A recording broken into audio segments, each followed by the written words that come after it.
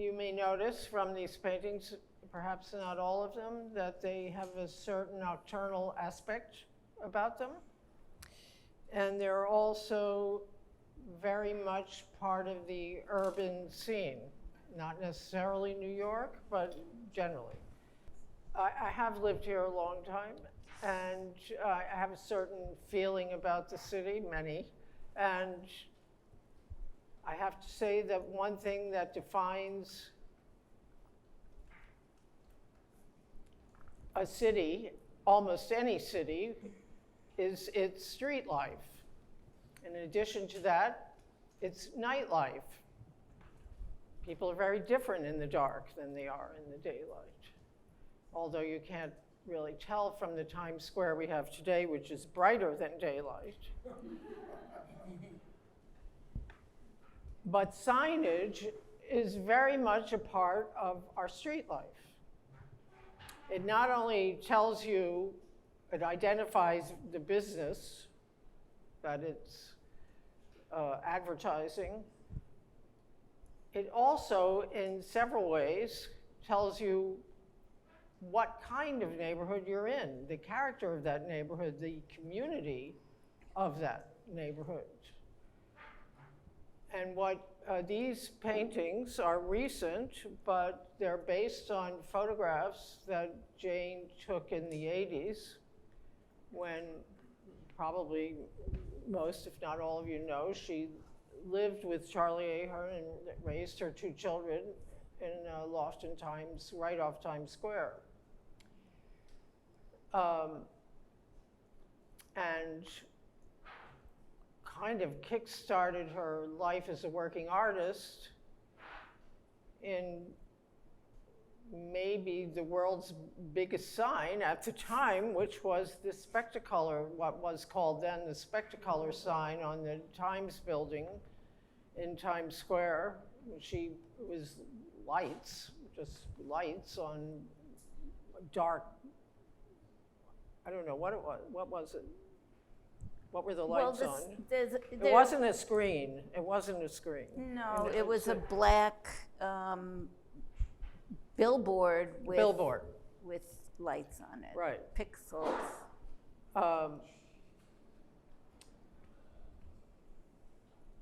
And so Jane had a kind of bird's eye view of Times Square.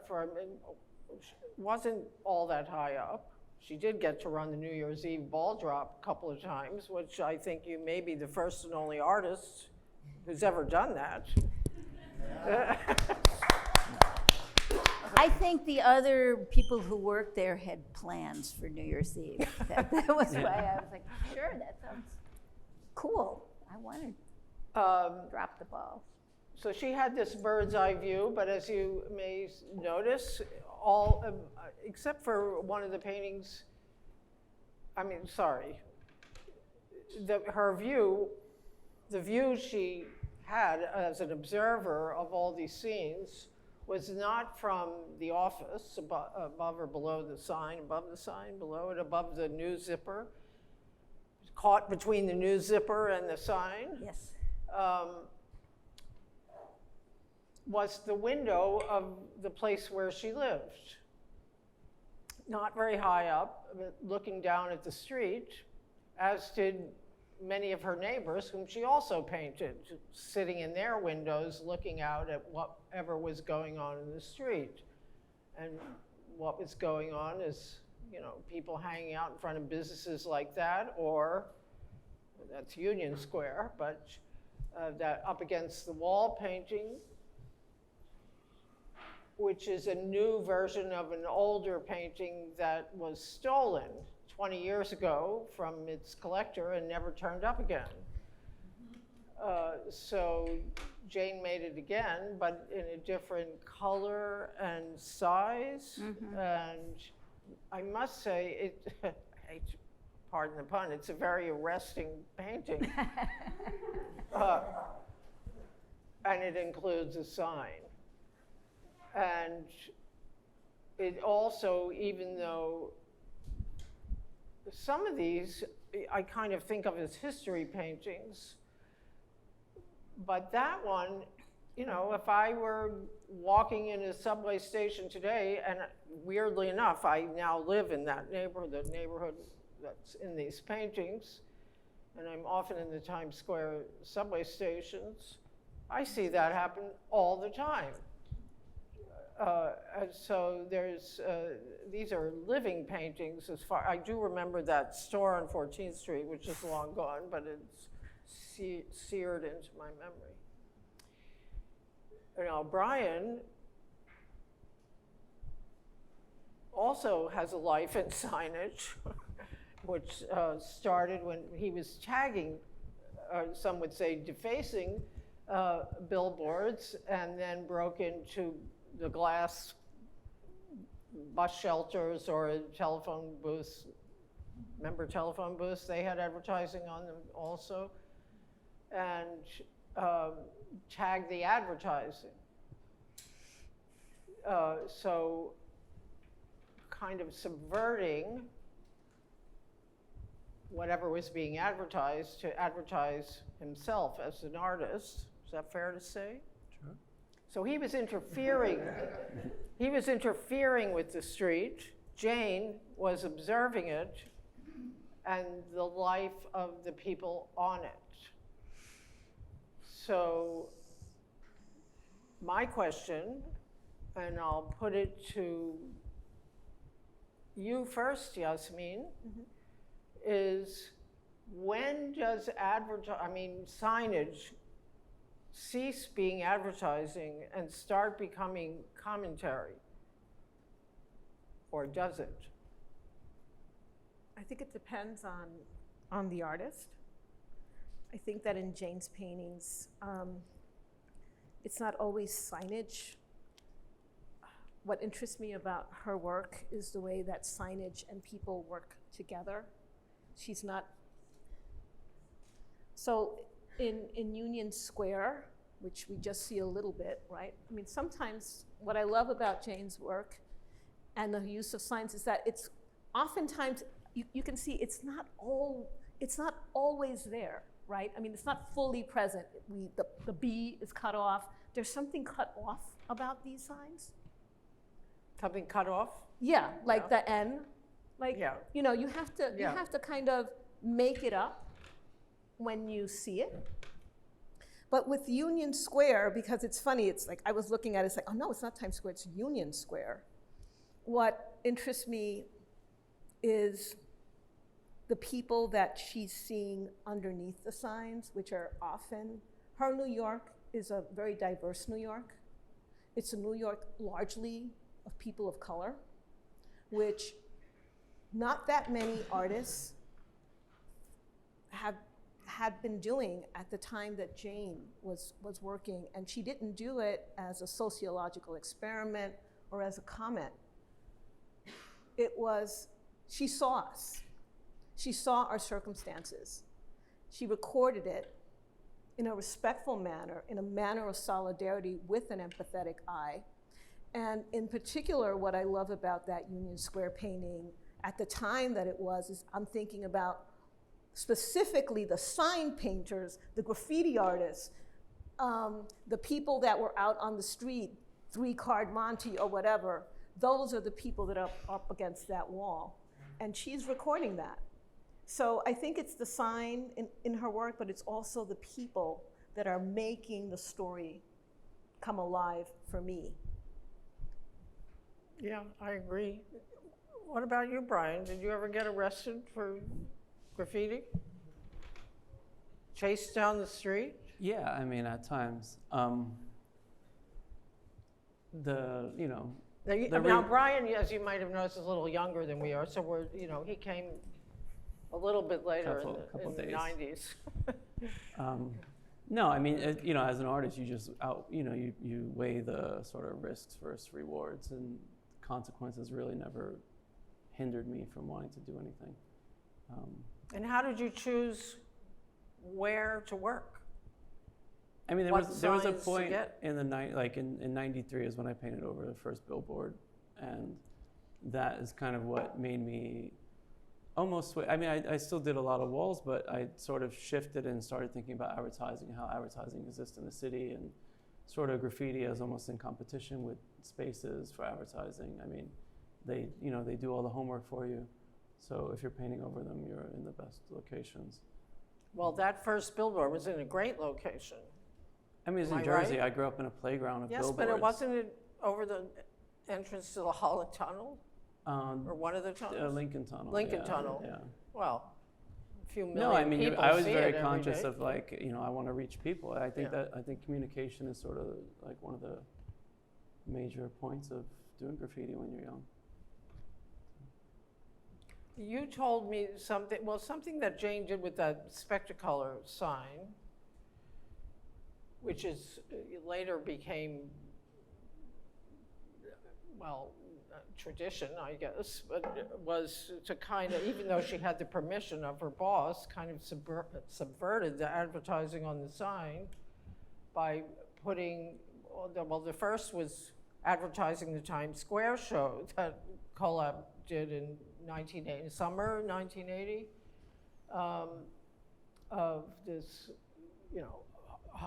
more than 100 artists that took over an abandoned massage parlor right off Times Square, right behind the sign.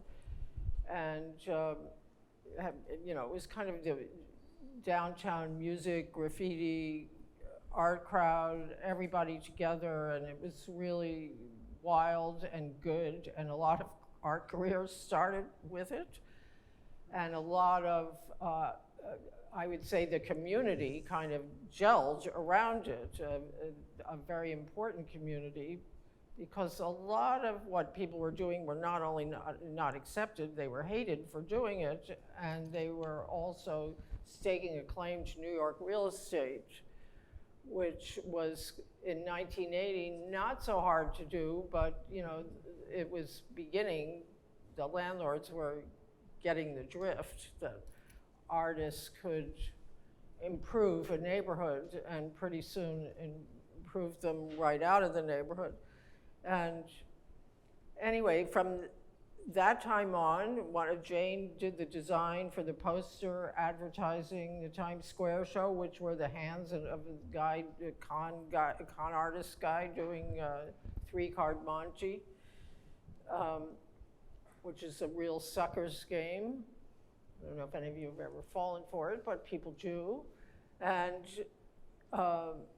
Jane had advertised the Times Square show, and then it became a place to steal a few minutes away from the advertising and put the work of an artist, which then the Public Art Fund began to sponsor, and later Creative Time, and now it's the Times Square Art Alliance on 40 gigantic LED screens given to an artist every couple of months for midnight screenings, or just before midnight.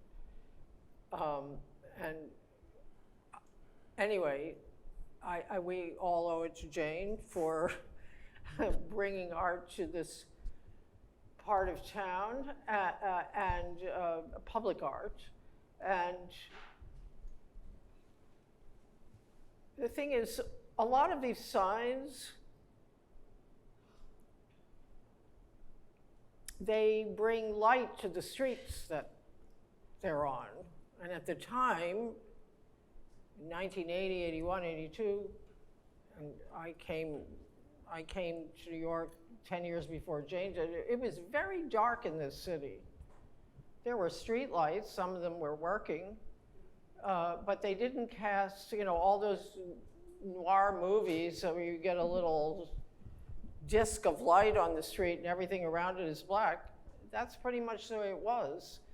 And I know when I was very young, walking between street lights down a long block and not being able to see into doorways or what was coming at me, it was a little bit scary, but exciting at the same time. And I got into some trouble with, people that I didn't see coming who attacked me. But I managed to, it taught me a lot, I got street smart pretty fast. But Brian, you told me when you saw crash up there on that sign, on the Well, I saw Spectacolor an sign. image of An Crash's image. sign. Yeah. And that, But just even seeing like graffiti given that platform and put in that context was, I mean, amazing. There was, you know, a lot of different things that Jane did that I don't think people really understand, that you were behind these moments and these iconic moments, you know.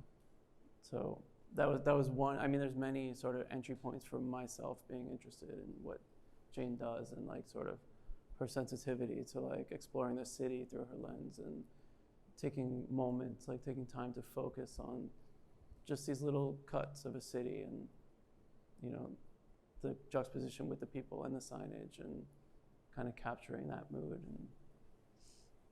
And I guess I want to just say that in my early paintings, I think I first was using signs as light sources.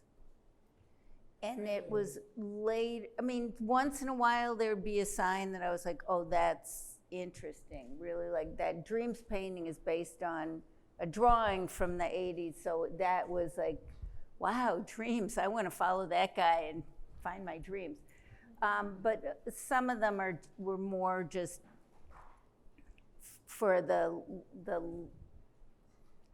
just as light sources. And what Yasmin said is really true, that I'm interested in architecture and framing the people, and I loved film noir. So I was interested in that sort of spotlighting. When I figured out that that I didn't have to paint everything, if it was at night, I could just make the light be where I wanted the figures to be, and then everything else disappeared into the darkness, and I didn't have to, you know, paint the wastebaskets and everything that I didn't care about. You know, And I think also, from your point, Yasmin, that I was very inspired early on by Japanese ukiyo-e prints and their weird perspectives and their cropping. So when I first thought of doing, looking down into this canyon of the streets between the buildings, I thought of that Asian extreme vertical, and so like the ones in the back room are more that aerial perspective, which I like because this it one surprises on the wall opposite, Dreams, of the guy with the sandwich board, rather than, you know, a store sign, a business. I mean, it's advertising a business. It's advertising a strip club. It says no minimum. No minimum, no cover. Was that an actual sign, or did you? No, that was an actual sign. A sandwich board. I don't really make the signs up very much. I know, but the sandwich. I mean, the thing is, this guy is walking on an avenue, and he's the only one on it, other than the traffic. And you know, most of the sandwich board guys, they're in the middle of 42nd Street, or they're where people will see them. You're the only one that saw this guy. You know, maybe he was doing a little business on the side. He was hurrying back to the main. Honestly, I did combine two drawings from that. But I it's had very a drawing effective. Of that street. It's really effective, because that's what it feels like to walk down a street in New York at night when it's not very well lit. Right, that is the way the lighting used to be. It's kind of, it's moody and beautiful and scary, and in this case, a bit melancholy because he is alone. And a lot of these others, like this, it's a little more like Nighthawks, except that people are actually relating to each other there. And maybe Edward Hopper was also transfixed by the light in these places, because he painted a city that doesn't actually exist also. It kind of painted out what he didn't want to see. So much for American realism. I think you're a very observational artist, but did you ever think you were spying on any of these people? When you were when you were not just watching them, but you were taking photographs? My early work, people always wanted to discuss it as voyeurism, which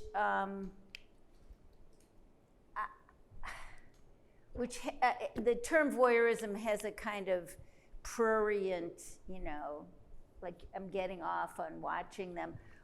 The way that I think of it is that when I'm in the middle of my life, I can't step back and look at how I'm enacting my situation.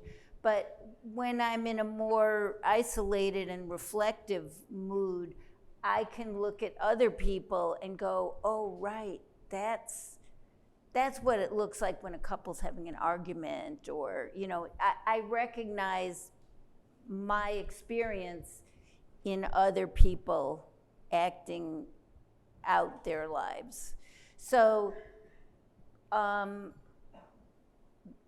I hope that one of the things that comes through in my work and that a lot of people have responded to is that identification means that I'm somewhat empathetic. So when I'm painting strippers, it wasn't, oh, there's a hot babe or hot dude.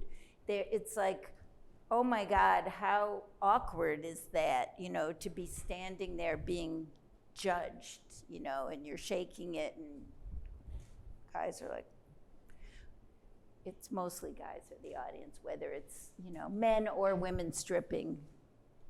It's the male gaze in both cases. For the male strippers, it's really hard because the women can pretend they're really getting excited even though they could care less. But the guys have to I don't think you've been. Might not always be true. No. Well, anyway. Magic Mike is the. Yeah, exactly. For the guy strippers, it's really hard because they have to actually get it up, and then they turn around, and then it goes, and then they have to turn their back and go. Some for longer than others, and you're like, oh my God, this poor guy, he's really suffering up here. He can't. Performance anxiety is more obvious, is all I'm saying, with male strippers. Well, we both know a lot of people. I mean, in the 80s, a lot of artists' day jobs were working as topless dancers in bars around the city. And it was somehow a respectable job to have if you were an artist. And as one friend who did it for several years told me, it was great exercise, and she made some tax-free cash and could, only had to do it 2 nights a week, and then could have her life and family and work otherwise. But that was before plastic surgery was really mandatory. I think nowadays you have to commit. It was also before Giuliani. Yeah. It was, a different city. Did you ever have a weird job? I'm strip club free. Strip club free. Yeah. But you worked as an animator, right? One of my jobs out of college was painting backgrounds for animation, and it was just, you're in school and you realize towards the end of it, there's really not a lot of opportunities to actually be an artist in the real world. And I went to that because I can paint every day and be paid for it, and until I got to focus on my own work. But a lot. I was an animator too. I worked in several places. But your work today involves a lot of sculpture of some size. Not all. There's little ones too, but of these figures that you created, that in a way, the way you interfered with advertising when you were doing graffiti now interfere with, that is, reshape street life, because people walk around it, up to it, it's big, or it's in their way, or it's distracting from the street in a way that good signs can be, but it is communicating with an anonymous public. Yeah, I mean, that's one of the things I love about public art. I just, you know. You do a lot of public art. Yeah, and to have that dialogue with people, whether they're expecting to have it or not, to put, you know, works into different landscapes, different countries, and kind of just make that connection to people who might not really seek out art and, you know, or go to galleries. For me, that's really rewarding. Do they know it's your art, or does it matter to you? That doesn't matter to me, you know. Well, you know, what I was thinking about in terms of Jane's work, just along that line is, and this I see with a lot of the younger artists that I look at, who are from these working class neighborhoods and are rethinking how that architecture has shaped their conception. So they're making, like in a bodega, there's this one artist who makes these big stacks of potato chips, you know, like a minimalist sculpture, but it's potato chips. And I'm thinking, when I look at Bargain or any of these things, is how Jane makes me realize that these neighborhoods, which are disparaged, right? I mean, Bargain. You know, no collector's going into a Bargain place. I mean, Jane doesn't make landscapes that collectors necessarily are interested. She's not painting Tiffany's. This is not anything I know. She's actually painting these weird little places in working class and poor communities, and actually, in many ways, showing me their beauty.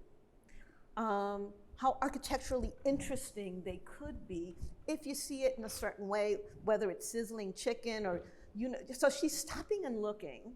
She is very abstract. That's what I love about Jane's work, is it can really just be appreciated on a formal basis. You don't have to know the backstory. It's good painting no matter what. But for me, growing up in New York, knowing that that Bargain place is everywhere. It's everywhere in these neighborhoods, and it doesn't make me ashamed of that I'm gonna go in there and buy that 99-cent, you know, candy for my kid or whatever.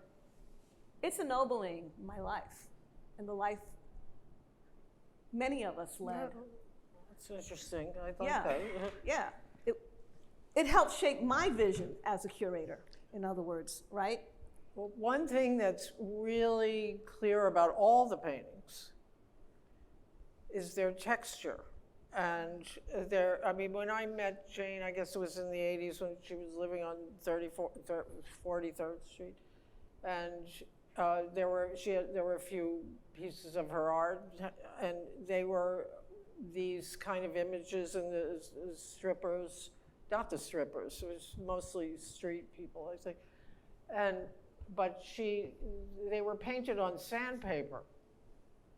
And I'd never seen that before. I wasn't in the art world at the time, but you know, I was sort of learning. And it was very effective as far as getting at the gritty city and the kind of the light that disappeared and then reappeared suddenly.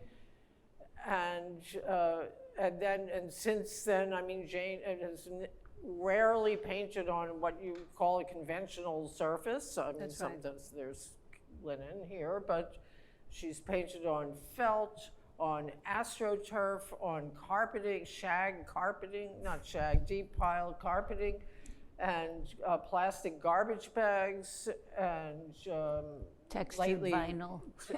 Vinyl Tyvek lately, and oil stick, which also because of the way the surface absorbs the pigment, or the medium, the oil paintings. There were a lot of oil these are oil or acrylic?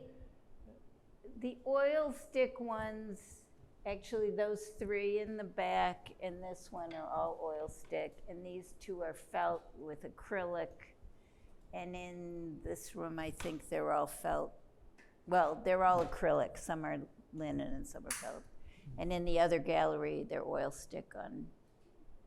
But I mean, they replicate that sandpaper feel, but I'm sure easier to work with than sandpaper was.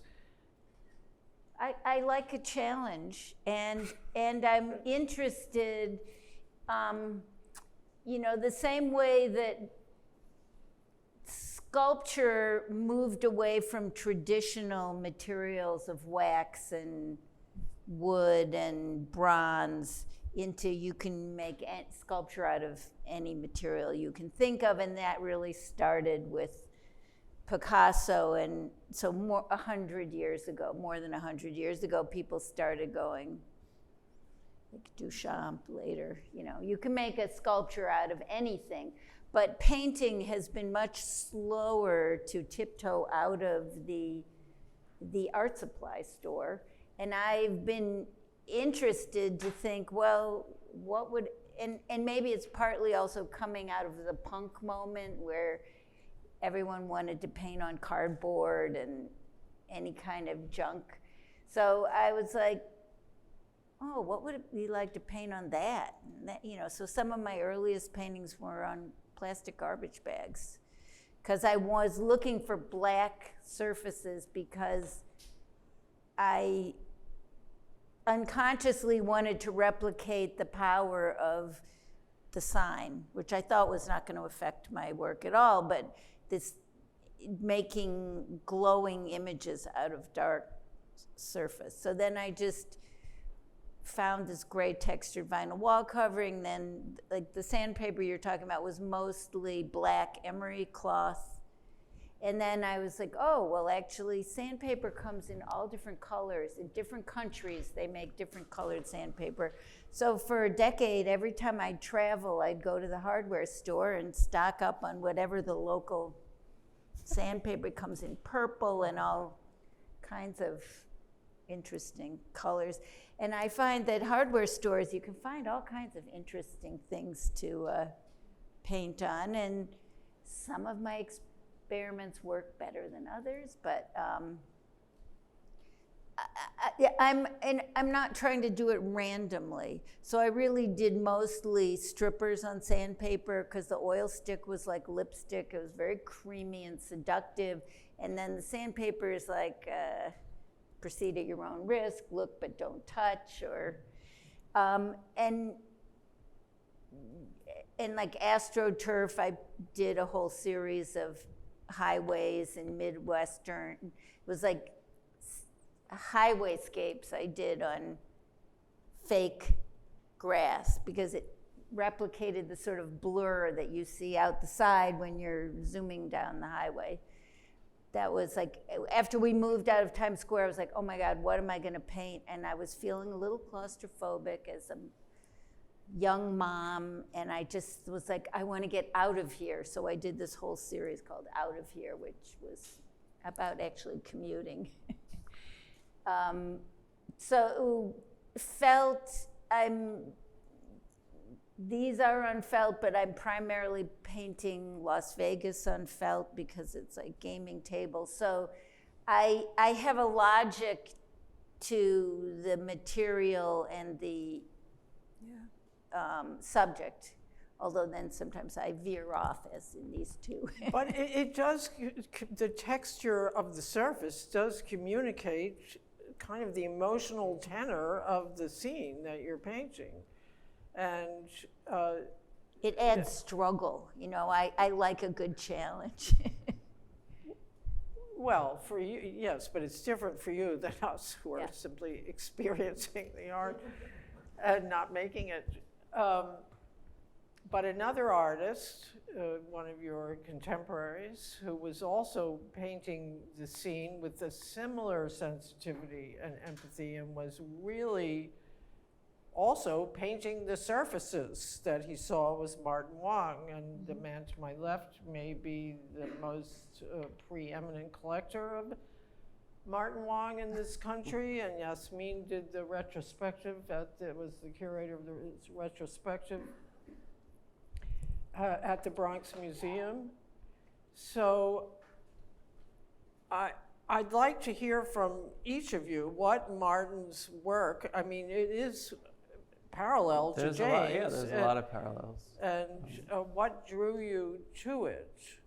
I just think the love for the city, the fixation on, even like, growing up skating in the city, you become so sensitive to looking at surfaces, knowing how they'll feel to skate. And, and the same thing with graffiti, you're looking at walls and you're like, that wall's been painted 100 times, the paint's gonna just sit on the surface. Or that wall's never, it's like a coarse brick, it's just gonna soak in.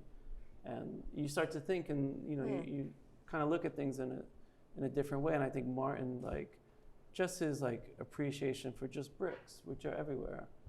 And, so there's that. And also Anton van Dalen, who did all those drawings from his window on Avenue A, and of just the city and that environment and the focus on the buildings and kind of the neighborhood and what was happening. And I don't know, I see Jane's work, and I feel her in the space. I feel her like, choosing these moments of, yes, everything's happening, but this is where I'm looking. And that's what I like about it. And what about you, Yasmin? Do you see parallels between this kind of? Sure. Well, it's are incredible. they? I mean, we were a family. Yeah. I mean, we really were a family. And, in terms of Martin's work, well, I think what I want to talk about mostly is the dedication to craft, the time. Jane actually paints her paintings, and so did Martin. These are not artists these are true painters who love to paint. And so when Martin... Here's another one, by the way. Okay. Yeah. I know, but we just met in many ways, right? I mean, he's much younger. When I would be at Martin's house, he's talking to me, but he's painting. He had to do it. It was an obsession.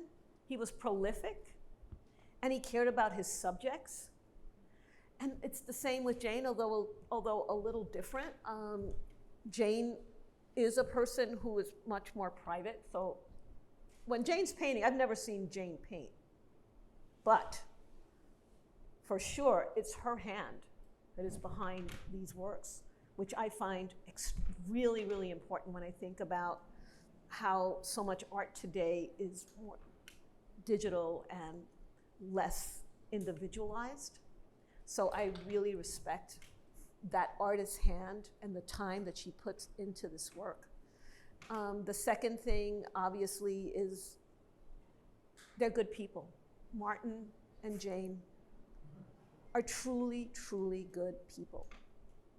You don't find that in the art world that much. And I would beg to differ. What? I You would would? beg to differ. Well, we have plenty maybe of we run great in people different, in but the art what I'm world. saying, but at this, and they're painting so-called others or people like Puerto Ricans and Black people, and they're painting them out of real relationships, out of empathy, out of concern, not because they want to make a statement, not out of the PC. Jane's not writing things, oh, I want to depict the liminal state and postmodernism of the Black subject. She ain't doing that. She is going out, she's empathetic, she's painting what she thinks is beautiful and interesting, and that was us. And Martin painted what he thought was beautiful and interesting, and that was us. And I really appreciate it because it's coming from a real conviction. It's coming from an artist's eye. And this is the result, right? I mean, we love to look at these paintings. These are quality paintings. And that's what I see most of all, good people who looked at communities that they may not have been part of and depicted them because they were interested in them as aesthetically and with the people who they interacted with. So it's genuine painting, genuine, from the heart. Martin and I both showed first with Semaphore Gallery, so I knew him since Semaphore in the East Village or in Soho? in Soho before the East Village. So we came up together. We were in lots of shows together. And, you know, Martin came from California. I came from Chicago. We were both like, oh my God, the big city, just like I pictured it, you know. And he was in this neighborhood, the Lower East Side, Yeah, really Lower East far Side, yeah. east, where it was really a total drug bazaar and where the buildings were burning every night. And I was in Times Square, and so we would compare, you know, we were both in our way celebrating the new world that we had found and the new friends that we had found. And I just, as an aside, after I started this artist series on the Spectacolor sign, I got asked to be on the board of the Public Art Fund for a long time.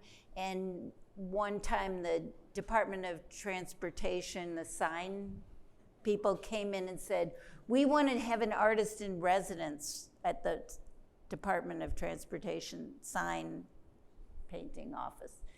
And I said, wouldn't it be fun to have Martin Wong do his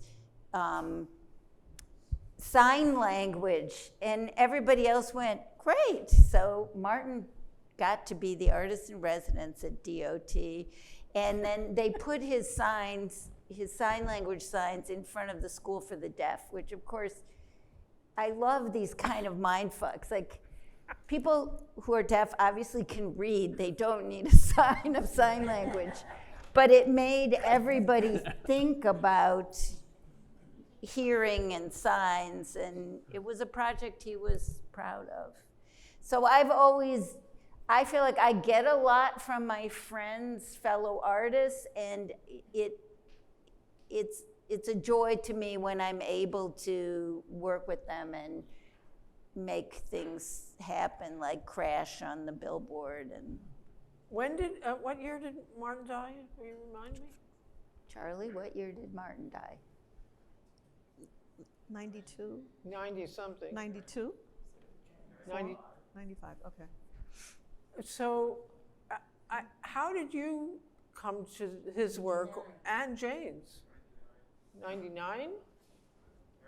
How did you see it first? I think probably learning about it from the older graffiti artists that I knew, like Crash and Days and Lee, and just knowing like you get hints of proximity, and like Martin, started the graffiti museum. And I think, and Lee sitting right here could tell you more stories about him than anybody probably. I liked the work as soon as I saw it, but then also you learn all the connections, and then it just makes it way more layered and more interesting, and it's just a fascinating rabbit hole to go down. I mean, I like that sense of community. I like the multiple ways Jane was connected to the artists of that time, and the opportunities she put them forward for. Well, the paintings you make are, completely different surface, but they have that energy of the street. They're abstract paintings. Most of them have some sort of signature figures or signs on them of spectacularly well-known images that you've made. But the paintings they're more of an energy than an image in a way. That for me they are, because there are all these flying things in them and vectors, and it's like it's almost like you're speeding through the city and seeing everything very fast. I mean, that's another reason why I love Jane's work. I love color. I love like seeing what colors make other colors react, and kind of how do you navigate a picture and play off that. So if you were going to tag any of these paintings... I wouldn't tag anything in this room. should there be a disclaimer that I've been. But say, Jane, I mean, I got to know Jane because she asked me to collaborate with her on a project. I'd she happily was collaborate doing. with Jane any So day, but if she that's a asked you, different thing. what would you add to one of these paintings, if any? I mean, the pictures in this room, I think, are perfect as they are.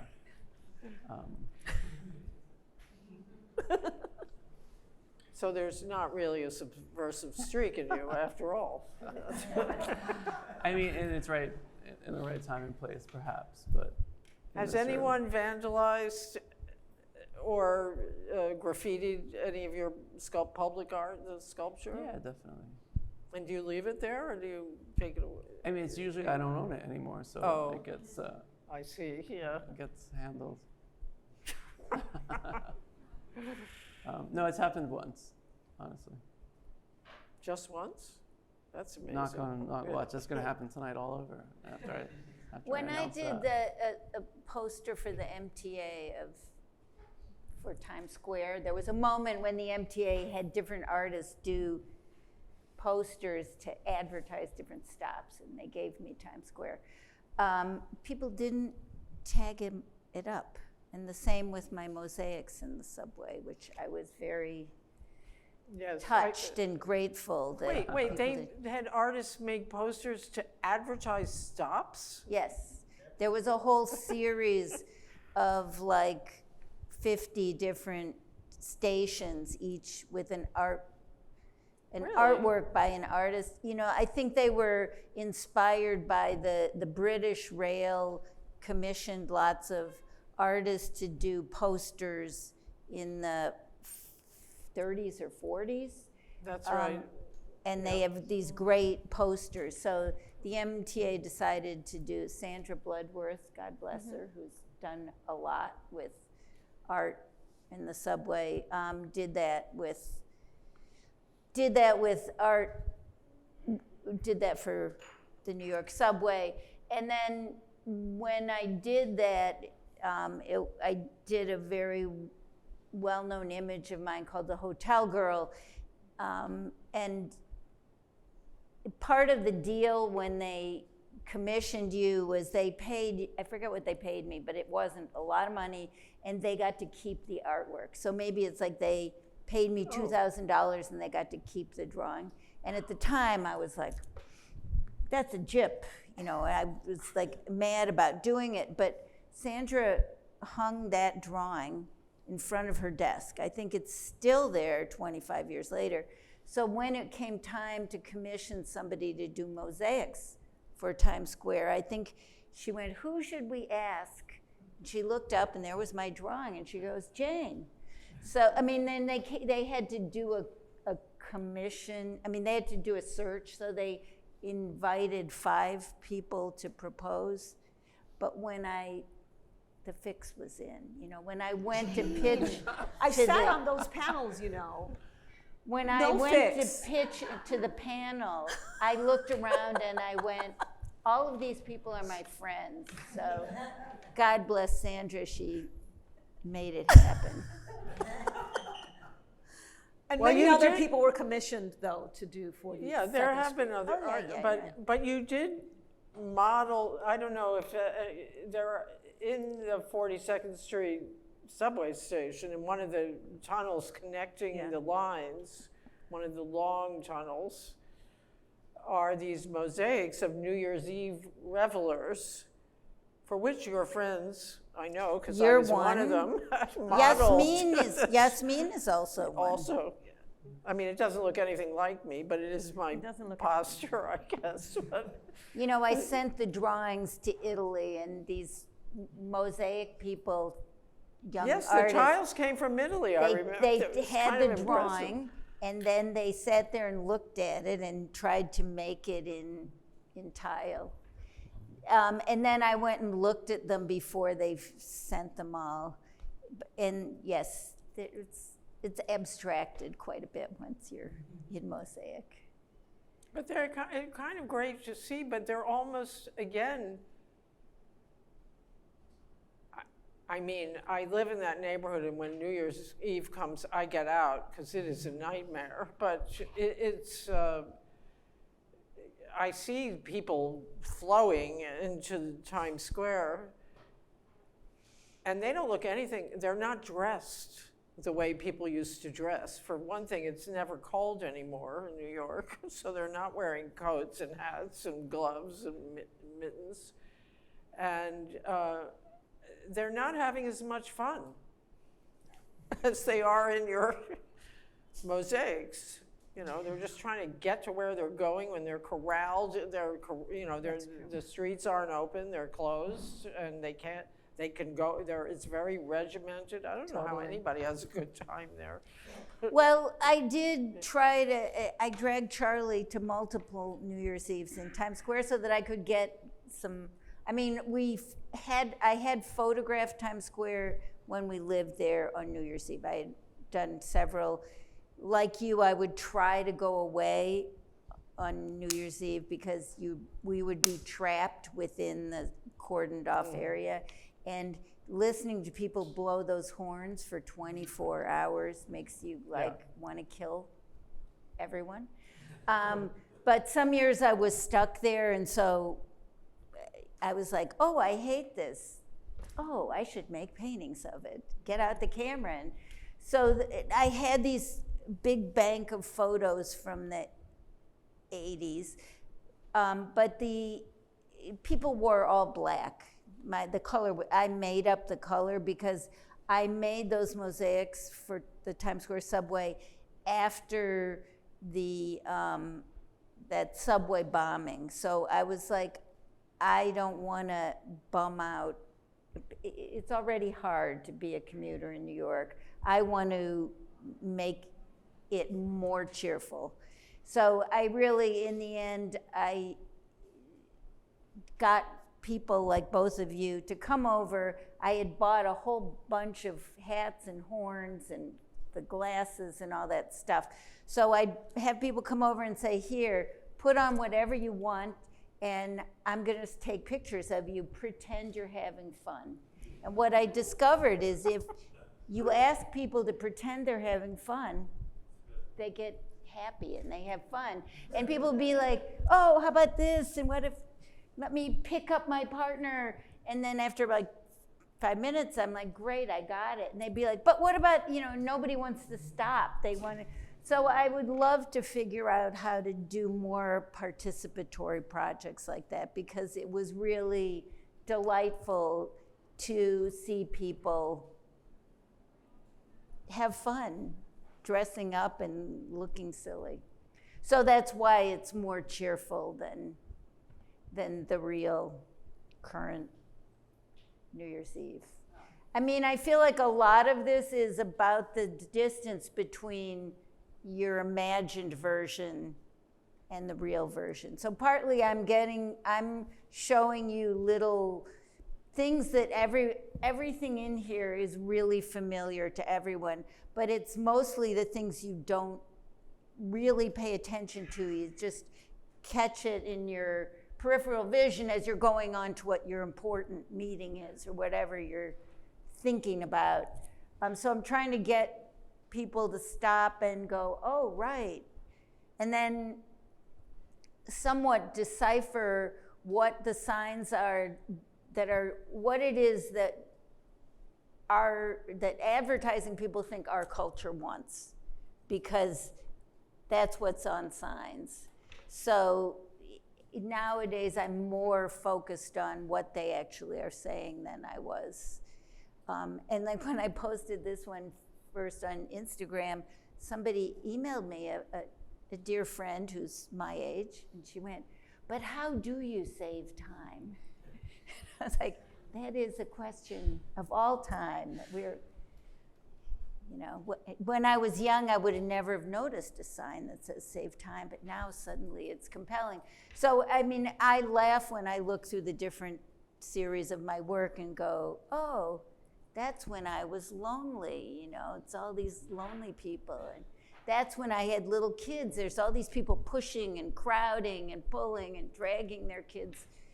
And now I'm into dreams and saving time and pondering the promised land, which, by the way, is in Williamsburg. I was about to ask you wondering. where Promised Land is.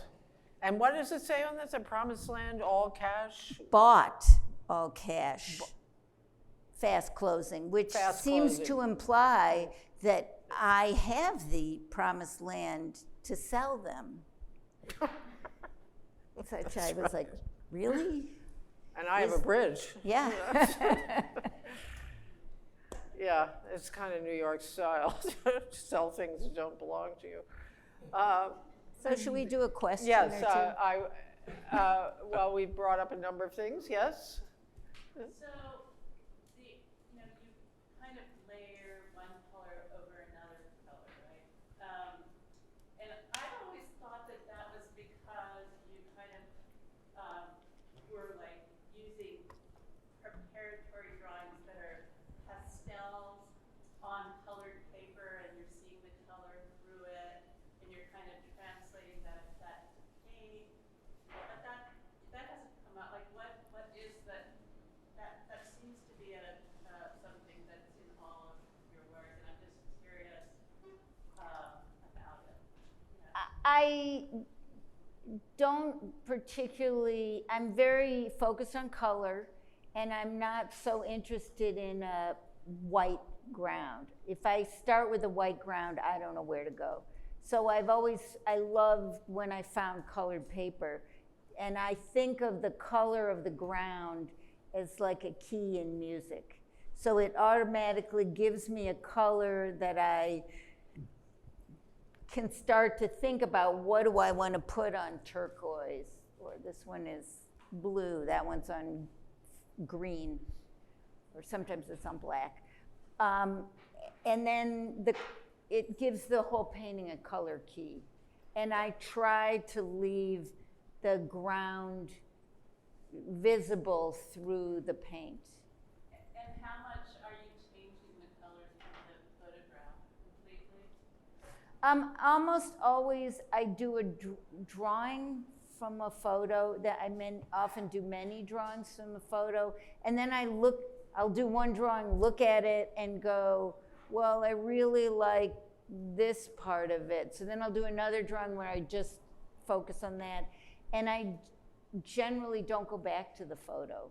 So each iteration is getting more simplified and focused in on what it is that's striking me about that subject. Marcia? How, in the 80s, were you taking black and white photos? No, I was always shooting with color. I love color.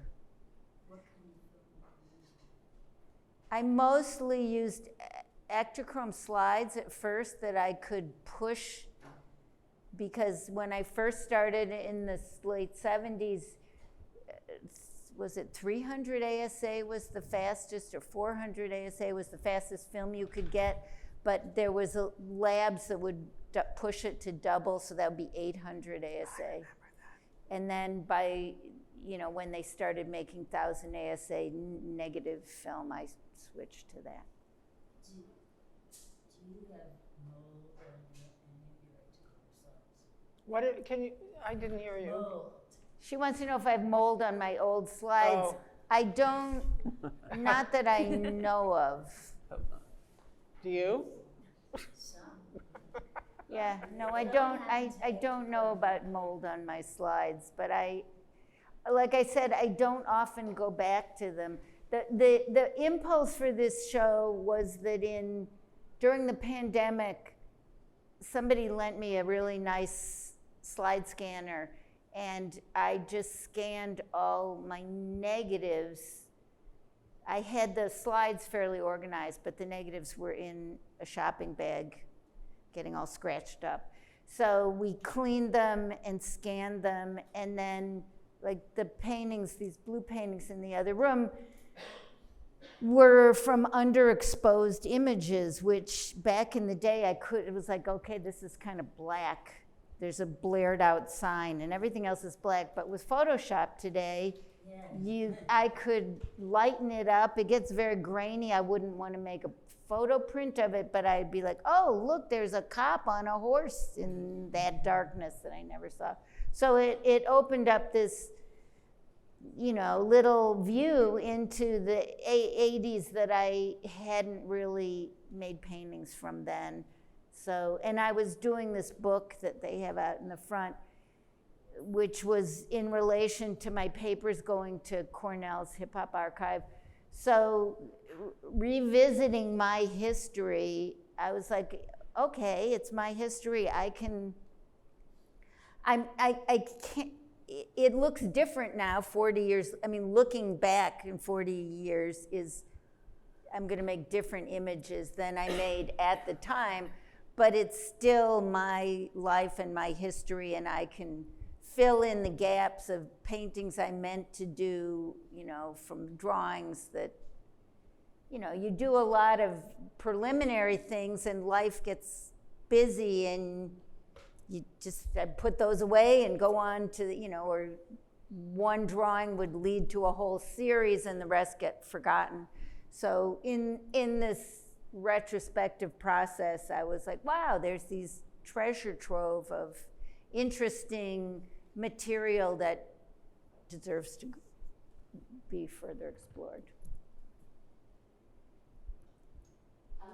So all my friends asking questions. This was all planted, guys. There's a what do I call it, a trend in contemporary African American art that is looking at Black subject matter that used to be much more exploited or voyeuristic and cleaning it up in a way, putting a sheen on it or shoving it in a certain way. Your paintings of street life, specifically in Times Square, while it captures the essence of it, also have a slightly, while there's grit to it, it doesn't seem to portray sorrow or dirt. And I'm just wondering if that was a conscious choice. Like, so for instance, it would be Union Square. You don't really get a sense that they are in a dirty, there's an elevation, per se. And I'm just wondering if that was a conscious choice for you to depict the subject matter with more empathy? Was it something that you thought of and made a decision of? I have never, very rarely, for example, painted homeless people, just because it completely breaks my heart. So I feel like all of my subjects are things that I have complicated mixed feelings about, that I'm painting on one level to resolve, to understand it for myself. And so things that are a beautiful vase of flowers in a sunny window, I'm not going to paint. I love that. I'd like to have a vase of flowers in a sunny window, but I don't feel like I have something useful to add to that. And then total tragedy and heartbreak, I don't know what to add to that. So I'm looking at what I find functional for me as subject matter is things where that are somewhere in the middle, where I'm like, well, on the one hand, this is attractive, but on the other hand, it's problematic on several levels. So I guess that's why I'm not doing, these guys are snaggle-toothed, drug addicts, gang members, because I don't really personally identify with that. And yeah, so in this case, it's like these guys, what to me was interesting, and I exaggerated perhaps, is that they're all healthy looking, sort of nattily dressed young guys. Yeah, they didn't get arrested for doing anything. Probably. As we know, that happens a lot. So that's my Just for answer. looking the way they look. Yeah. And I'm trying to paint things where it gives the viewer a space to go, well, how do I feel about this? Who do I identify with in this scenario?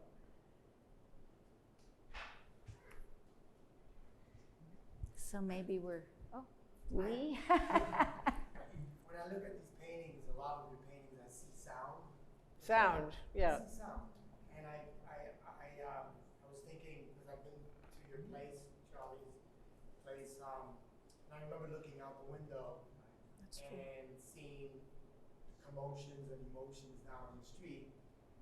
And I don't remember hearing it. And I don't think you probably did either. So you look at a couple arguing, and then you take a picture and you make a painting. I'm just interested to hear, did you actually make up the scenario that's going on downstairs in sound as you're making the paintings? Basically, can you hear what they may be arguing about, or do you settle your own disputes in that argument in the painting? I'm projecting my own disputes, but in fact, our place was incredibly noisy. So we were hearing, like when we moved downtown, I was like, oh my God, we've moved to the suburbs. It's so quiet here.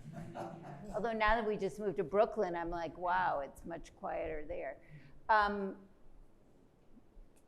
Yeah, I'm not really trying to eavesdrop and go, what really are the problems of this couple? And I just am like, oh, there's some misunderstanding and unhappiness here. And I think probably everyone has had misunderstandings and unhappiness. So I'm like, I can identify with and fill in the blanks. And the thing about painting is that you don't have to tell the whole story. It's just one snap. But I did do one installation of my paintings with a soundtrack. I got a composer to make a soundtrack for it, which maybe I'll try that again. Those were the car paintings, weren't they? Right? It was like, I remember that soundtrack. It was for the paintings, like it was almost like a soundtrack that you would be hearing in the car. It was a soundtrack that you would hear in the car, but when I look back on it, it was at Tyler School of Art at Temple University in Philly, and it was the first houses on carpet samples, and then these giant arms on carpet samples. It was my mid-career, my midlife crisis painting show. Well, just to piggyback off of what Lee just said, you did say that, when you use a color, you think of it as a key, a musical key. And so in that sense, do you feel like color has sound in that way, where you're orchestrating in a particular key and bringing to light, light is a frequency, at certain frequencies. So, I think there is an analogy between, sound and vision.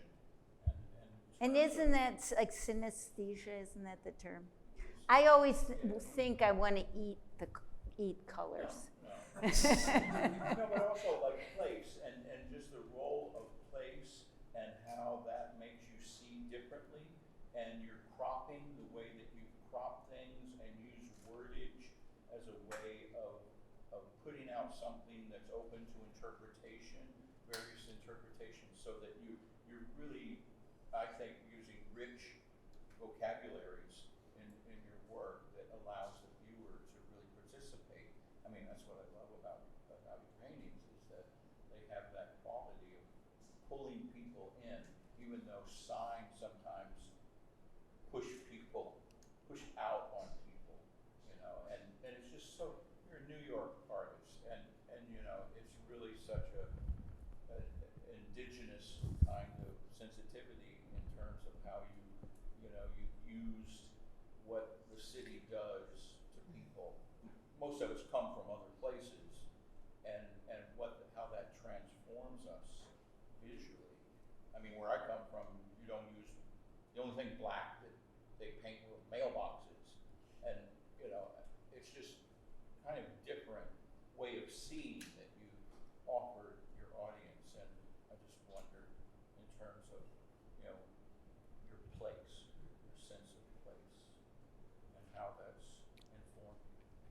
Well, I did, when I read Baudelaire say, that artists should be recording their time, and I thought, okay, that sums up what I want to do. So I feel like I'm, as a woman, have been experiencing and exploring worlds that are generally not open to women. In Baudelaire's day, the flaneur was 100% male. Women were objects. And so that is my goal, is to record what just seems ordinary as one is going through it. And now I've lived long enough that what just was every day at the time now is like historic. You can go, oh, I remember that store. And oh, I remember neon before it was replaced by these high intensity LED lights. And so as part of what I'm doing is recording time as it's passing. I think we can end on that fine note. Thank you all.